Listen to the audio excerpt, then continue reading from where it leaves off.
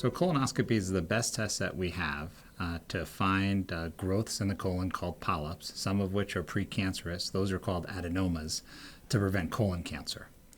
However, with anything, there's always limitations, and probably one of our biggest challenges in colonoscopy today is surface area exposure. The colon itself is not a smooth tube. The colon has something we call folds. So there's a front side and a back side, and when we're advancing the camera to the end of the colon, we easily see the front side, but sometimes it's difficult to see the back side. And so over the years, there's been this effort to try to improve the surface area exposure during colonoscopy. And there have been optical techniques, and most recently, over the last several years, there's been an effort with mechanical enhancements. And one of these mechanical enhancements is the GI colonoscope. And the GI colonoscope is an integrated balloon that's permanently mounted on the end of the colonoscope. It's deflated when we insert the colonoscope to the end of the colon, which is the cecum.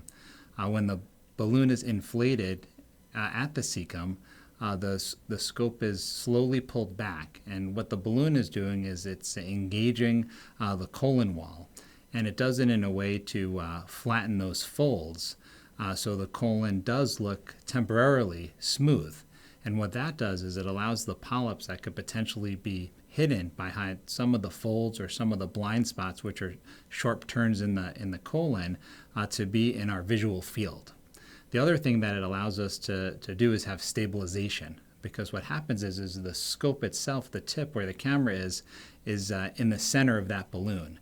So it gives us the ability to have good surface area exposure, which leads us to see more of the colon wall, which allows us to find more polyps, especially precancerous polyps.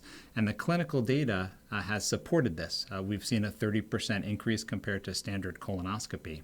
And we've also seen an 18% increase compared to other devices. But what we always try to do is to improve what we do.